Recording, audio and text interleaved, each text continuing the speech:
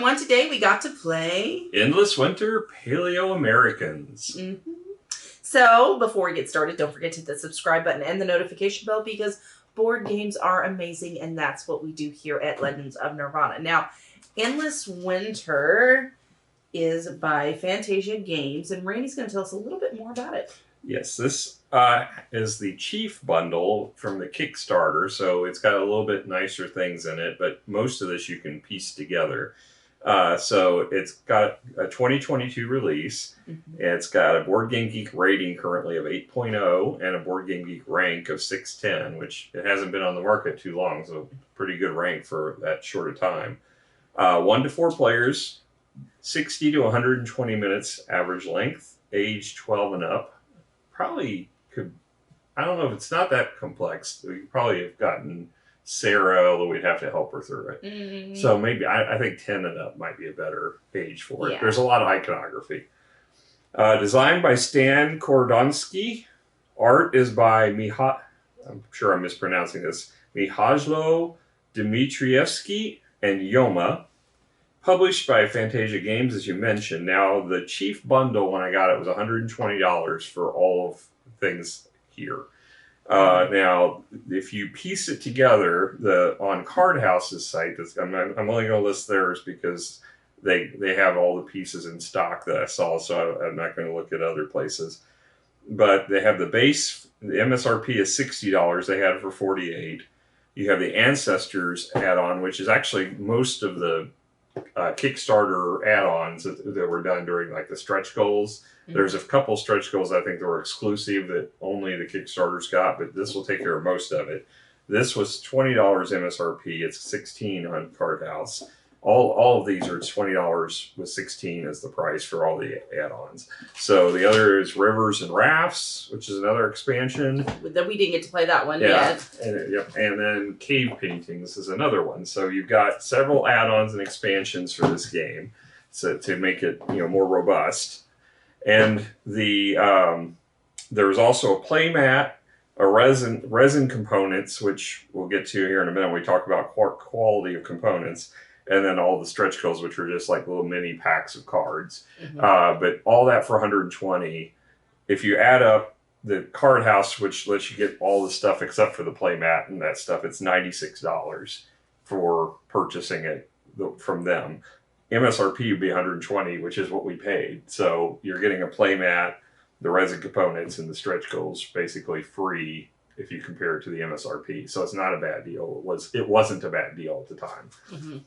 All right, so now let's talk about quality of components. Now, again, this is the Kickstarter version, and we did get the resin upgrades. They're so amazing. Yeah, so they are. I mean, like the tiles that you end up placing, they actually have texture to them. The fact that it's engraven, and they have a weight to them. They're chunky. But honestly, the base components are painted wood, which is what you typically see in a deluxe version. Right. So you really don't need the resin, but it's nice. Yes, you do. I love the feel of them. I mean, they're just really cool. Just being the pea snobs that we are. And I loved, when he was getting the stuff out and I was putting them down, I'm like, these are nice. I like them. My favorite piece is actually the Chieftains. I have a chess set, an Alice in Wonderland chess set, of course, that looks very much like these. Well, it has the same wash. They look like they're actually more of a stone, where these are acrylic, or at least they're heavier acrylic if they're not stone. These look very much like them though, and they have the wash on them makes them really pop. They're amazing looking. Yeah, so they're absolutely beautiful. And then the inlaid boards are spot on. You have no curling, so that was done right. The card quality there's a linen finish. They're really good. Stock, like I just feel like, overall spot on the quality. I'm going to give quality, especially with the upgraded pieces. I don't know what more that they could have splurged on. I'm actually going to give it a 10 out of 10. I don't see anything where they can upgrade this. No, the only things I thought they could have upgraded was the tokens for the the bird tokens for going up the chart. Yeah, but they got to be tiny. They could have put some paint on them, but otherwise, I mean, it would have been very small. It's hard to do with that being so small. Yeah, that's what I'm saying. I just. But yeah, the score markers for going up, or like the score markers are cool. They look like little bricks, but they have the 100 in there, so you can flip them over. The tokens for first player and player turn order, I should say, are hand painted. Not hand painted. They're painted, screen printed. But they look like the animals that match your tribe, which is really cool. I mean, we got a little curling with the cardboard on this, which is odd because it's not inlaid. The one piece that's not inlaid is curled a little bit, but otherwise everything is outstanding. It's not enough to even nitpick over. It's a 10. It's just beautiful. Yeah. All right, so now let's move on to the actual theme. So the theme is that you are a tribe in the endless winter in the Americas, and your tribe is trying to survive. Now, you can do that by hunting down animals, making sure that you honor the gods, even though some of them you have to bury some of your tribe members, and then you go out and find new people to help your tribe. And this is a little bit of deck building component to it. So your deck is your tribe. And then you can also expand your territory and claim resources. So yeah, there's a lot going on, and I think it feels very thematic in the fact that you're hunting, which is that collecting animals kind of thing and trying to domesticate them, and if you can't, you slaughter them for meat and goods. So I liked that aspect of it. I thought that there was a lot of interplay there. Is it my favorite theme? But they did such a good job with it. Like I can't critique it just because it's not my favorite, but they still did a great job overall making sure that the mechanics work with the theme and everything. So yeah, I'm, the art's really gorgeous, spot on. I think I'm gonna give it a 9.5 on theme. You could probably sell me on a 10. Yeah, I think it's a 10. I mean, it's not. If I was to pick out a theme of interest, this is not one that would come to mind. But they did such a good job. But they did an amazing job integrating it into the gameplay. It's this is another one of those cases where it's a deck builder, but they added so much to it, it doesn't feel like deck builder. It's part of the gameplay. It's actually the core of the gameplay. But it's got so much added on. It's like Clank or any of these other games. It's almost what you have to do with deck builders nowadays, because pure deck builders have become so overdone that deck building kind of, in my opinion, has kind of died off. It's just part of a mechanism at this point. It's right. It's another mechanism to add into a game. And it works very well when you add it on to other mechanics. And I like to see games like this. The theme of this is outstanding. The art is impeccable. Yeah. So with that being said, all right, now let's move on to the rulebook. I wasn't paying attention. You read the rules. So the rulebook, first of all, it's got a nice texture to it. It feels again like an upgrade. They did not skimp on anything. No, it's the linen finish, goes. And it feels like a better grade quality than a standard rulebook. It's got the nice full cover art, just like the box. And it's got pictures of all the different items, and the number of items that are in there, just like you would hope to see. The setup is there's a lot. This is a table hog. It takes up a lot of space, and it does take a lot of time to set it up, but it's worth it. We'll get to that. Then you've got basically all the explanation of how to play the game. It is a fairly lengthy rule book. This is 20 pages in length from start to finish, but the back portion is the iconography and the how the different things score. So basically it's 2 page 15 is the actual rules. There was no confusion learning it. It was very straightforward to read. Everything is where you expect it to be in the rule book, so there's no issues with things being kind of out of sequence or whatever. I'm going to go ahead and give it a 9. I think they did a great job with the rule book, and it's easy to read, and it feels comfy in your hands. Ooh, okay. All right, so now let's move on to the actual gameplay. So you start out the game with 5 cards in your hand, 10 in the total deck, but you can expand your hand limit, obviously, as you upgrade your board, and we'll talk about through that here in a minute. So with those 5 cards, there's a couple of things that are kind of key with that. Now, if you have a tribesman, you have energy up in the corner that you'll be able to spend as a resource. So basically, this is the workload that you need to actually get stuff accomplished. But not only with that, you also have to have tools. Okay, so that's another resources within the game that you're going to need to be able to do certain things like hunting, and building a hut or building up tents to move them around and things like that. So all of that is really related. So you have these kinds of cards, which are actual tribes people. And then another kind of thing is just basically an action that you can take. So for example, you got tusks, okay? And so you can basically change meat into, something along those lines. So just kind of keep that in mind. And then, so you have that hand. Now the other piece of it is there's these equip actions. So you can use the card in a couple of ways. So like I said, one is you can use it for the energy available. And if you do that, if certain cards, depending on the action, gives you a certain bonus. So in this particular instance, if you go hunting, you get another energy. So if I were to play this card during the hunting action, I would actually get 2 energy. But if I don't end up using it during my 3 turns, right, I'll be able to use it for the eclipse action.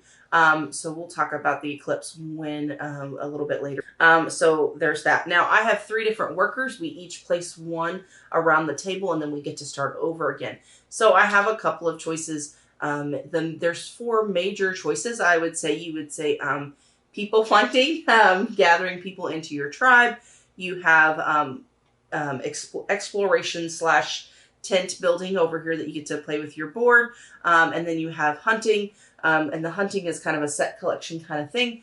And then you have bonus tiles and these kind of card developments in that 4th action. Now, so I simply place my worker. Now, on this board, there are 3 different rows to each of these, or 2 or 3, depending on the thing. And you basically, the first row or the first 2 rows, depending on that section, you get to do it as many times as you want, as long as you have the resources to do that. For example, so if I'm going to pick up cards, pick up tribes people, for every energy and tool I spend, I can gain a card from the top.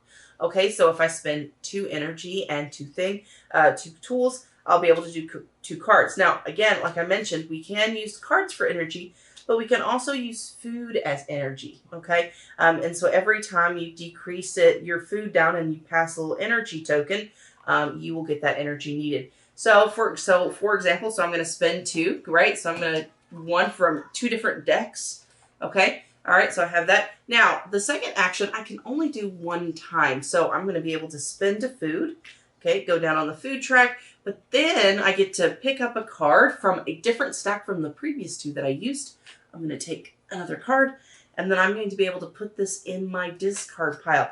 The other 2 that I picked up actually go in my hand, so it will help me in the next couple of actions that I have in the game, or I can use them for the eclipse actions at the end.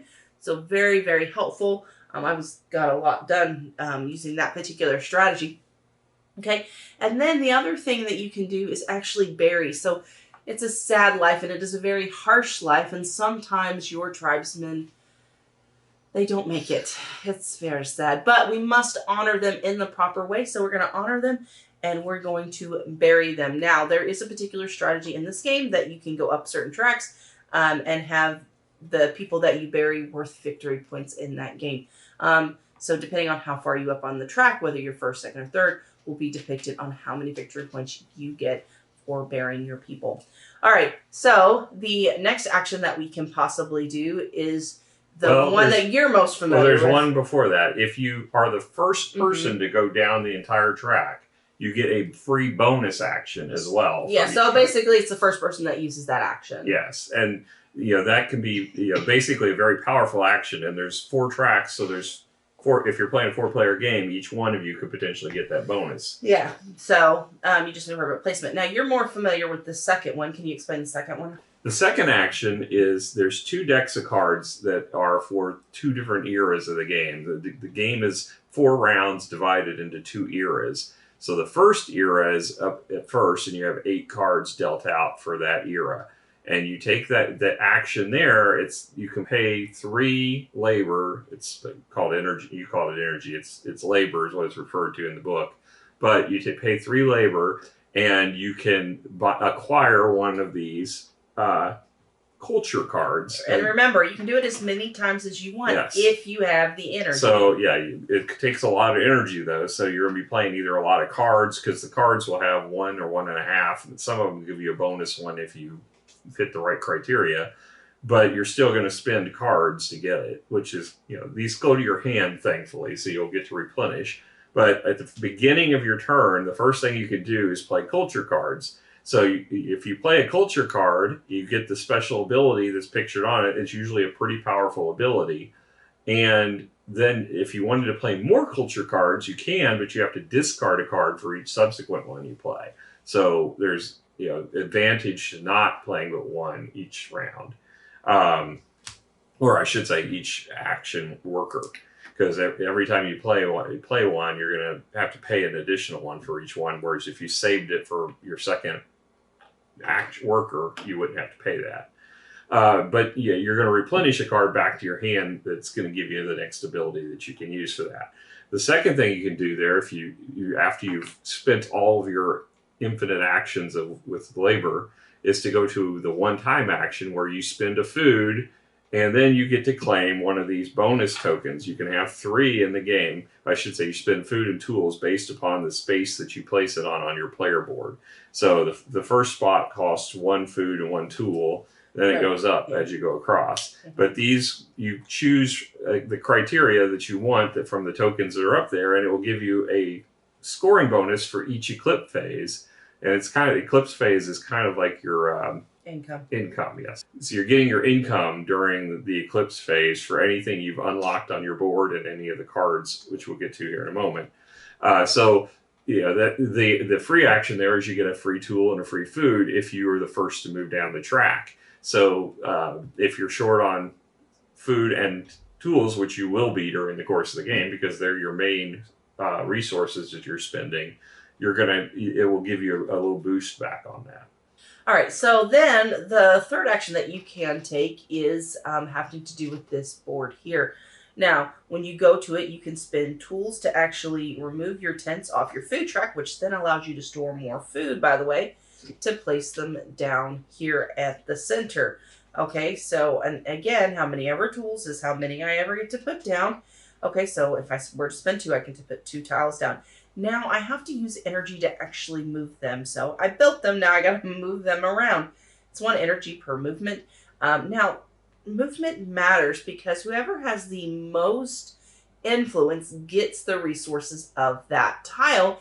And depending if you can triangle, you can also then be able to put a hut down, and we'll talk about that just here in a second. So, okay, we'll say I put 2 down. All right, so then I'm going to spend 1 energy to move it here. And then I'm going to spend 2 energy to move it here. Okay, so as you can see, I have this triangle effect. Now, as it stands right now, green is still going to get this bonus because that's worth 2 and my little hut's only worth 1. So I don't want that to happen. So I'm going to end up spending 3 food and I'm going to build my last hut. So I'm going to place my hut down here. And so this is the action that you can only take once per round. So this is that bottom action. So I'm going to pick up my tents. They're going to go back to my board. All right. And now I have that in place. So again, that gives me 2. Now again, I can, on another action, place more of these tents out and move them and continue to build up my influence in certain areas to make sure I get that benefit. And my counterparts, my adversaries, so they don't get them as well. Yeah, because it's a friendly tie. So if both of us have 2 influence from the hut, we're both going to get the benefit. Yeah, so it's not necessarily. It wasn't super combative. No, it wasn't. It was okay. All right. So, but by putting down a hut, I increase. So I get to draw a card. So whenever the first round starts, you draw 5, but then this allows you to draw more. So then you have a bigger hand at the start of the round, which is very, very impactful. Now, the fourth action you can take is all about hunting. So you can spend energy, aka going to look for your animals, and you'll be able to fill up your hunting area. So, for example, if I were to spend an energy, could you flip over 2 cards? Yeah, so you can backfill 2 cards into the board if there's room. If not, then you can only fill it up to the So then I'm going to look at the animals that I have, and you know what? I don't have any of those on the board. So for me, it doesn't really matter what I pick out, except for what resources I get if I were to kill them, maybe. And so I'm actually now kind of short on some food and some tools because it's been a minute. So I'm going to end up then spending a tool and a energy, and I'm going to end up hunting. We'll do that bottom one there. Saber-toothed tiger. Yeah. And so my one free action is then I get to slaughter. So I will slaughter it, and that will give me 2 tools and 2 food. Now, hunting is one of the biggest resource advantages that you get to be able to actually get resources. There's a few cards that also give it to you on your eclipse actions, but the biggest driver will be hunting. Yeah, but hunting's a double-edged sword because if you trade it for a resource, you don't get to use it for set collection because at the end of the game, depending on how many of those animals you've collected, you're going to collect up to 10 victory points. And there's a set number of them in the deck that's printed on the card to make it convenient for you to know what's out there. So, like, for example, the saber-toothed tiger, there's 10 in the deck. So you know that, you know, how many, I had 4 coincidentally, and I actually killed one, so that's 5 are gone. So you can judge whether it's worthwhile trying to pursue collecting that set or if it's a good animal for you to just go ahead and slaughter because, you know, there's not going to be enough for you to get the full benefit of collecting the whole set. Or maybe you're just desperate for resources. I mean, you got to do what you got to do. And some of the bonus tokens will give you bonus victory points for having slaughtered them. So even the slaughtered animals have value after you've killed them if you've got the right tokens. Yeah. So definitely some different strategy there. Now, the one thing that we didn't kind of mention is this board right here. Now, there is one particular action. It almost looks like... Looks like Stonehenge. It looks like Stonehenge a little bit. It allows you the ability to take a tile off your board and place it on. So when you place it on the bottom rung, there is a bonus that when you cover it, you get. Now, there is another ability, though. So as you can see, some of these are layered, where if you have 4 connecting, you can then place your, basically build little temples. Now, the points for those are, if you're going over your own, is 2 per, but you're going on over people, it's 1 per.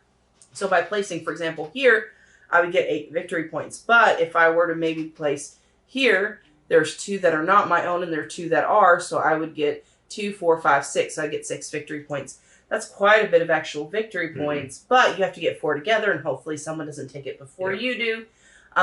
So there's a lot of exchange and if you cover up another player's, they get a point for covering theirs as well. Yeah. So, so that happens. Overall, I think that's pretty much all the mechanisms. Well, there's also moving up the 2 tracks, which are for bonus scoring. One sets the victory points you get based upon your exchange rate of how many resources you have at the end of the game. And you can get points there because it can go up to a 1-to-1 ratio. So if you've maxed out, you could get a lot of points there. Well, I mean, max of 10 if you have all your tents in, but 15 if you were able to get all your tents out. And that's one of the things that's nice about this game is they've balanced it so you can't run away with any one strategy. Everything's pretty much capped at like 15. And there's nothing that really is going to take you over that 15 mark. It would be very difficult to. Mm-hmm. I think in this game, you need to do like 2 or 3 things. Yeah. Like, not all the things, but you need to do a couple. Because I wasted a couple actions because I didn't realize once I hit 7 of the burial, it didn't net me anything. So I wasted a couple of resources. Well, it got cards out of your deck that may have been, I know, I got rid of all the crap really early on, and so then I was getting rid of good cards just because, I don't know, I had a lot of cards because that was my strategy for my special, my individual, my leader of my clan. Yeah, so overall, I thought it was pretty interesting. You got to keep that in mindset because we're kind of used to games that you kind of, like, a lot of these scores are capped. So you can only max out at like 10 or 15 points. And it's weird because in most games, you can keep going a little bit but this one, it's pretty much, once you hit a certain point, you're wasting actions. And that was something I didn't quite learn until maybe towards the end of this, well, maybe end of round 2, beginning of round 3 for me. So just kind of keep that in mind when you guys play. All right, what's the max point level? Okay, kind of plan for that. And make sure you're doing other stuff so you're not like, end of game, well, what do I do now? Third round, and you're like, I don't know what to do. I've maxed out the 2 things I kind of focused on, Mm-hmm. But yeah, it was interesting. I thought, it was very thematic. I thought that there was a lot going on. My only concern was that it would get a little boring, but they have all these expansions we haven't tried. So that was my only concern, is after multiple playthroughs, would this hold? And that was my only concern. Otherwise, I thought it was great. I thought it was a great strategy game. There's a lot of things going on, a lot of moving around. But there's an expansion to kind of explore and see. So there's several expansions to explore and see. Yeah. So right now, I will give it an 8. I'm a little concerned about replayability over and over again. But with the expansions, there's a lot of material there. So I know I'll at least get several playthroughs for it. So I'm going to give it an 8 with that, little asterisk beside it. What are you thinking? Well, I think our scores were the same. I was going to give it an 8 as well, but our asterisk is for the opposite. I'm planning on thinking it's going to go up and not down. Because, first of all, I think there is a lot of variety in this game. I mean, you've got the deck building, you got the set collection, you got the area development, you've got the fact that you got that other board over there, which I love. Yeah, but my thing is you can end up stalling out because you have to not really redirect and focus because at some point it doesn't behoove you. Well, that's how I played the game to begin with, so it didn't bother me. It bothered me. And I loved the fact that everything had multiple purposes. I mean, they could have just made it where you hunt for victory point set collection, but they didn't. They made it where thematically you kill the animal and you get a perk for that too. And I love that. It's either you're going to domesticate the animal or you're going to eat the animal. Well, I'm not sure you domesticate a saber-toothed tiger, but you capture it. Well, what else are you going to do with it? I don't know. Dress it up and have fun playing with, Play the hula? I don't know. I'm just saying, it doesn't imply that you're domesticating it. Well, I just assume you are because you're capturing it. I mean... But, they've thought about all of the different possibilities and they've made them all flexible. There's everything. Listen, has thematically, thematically, it's a debt. I mean, I get it. There is a lot. The pieces are beautiful. Like, I get it. We're agreeing completely on score here. Yeah. I'm just saying, I don't think it's going to get old. I think it's going to get better over time because I'm going to play it and I'm going to find nuances because there's so many different ways to play this game. There's a lot more variety and ways to score points in this than there is in most games. And then you've got the add-ons that we haven't started to play. So I don't see this getting old. I see it getting more interesting the more times I play it. So my asterisk is it's going to go up from 8. Yeah. So, well, guys, we had a blast tonight. Hopefully you'll come hang out with us again. If you guys have got to play this, what do you guys think? I'm excited to find out. We'll catch you guys later. Bye.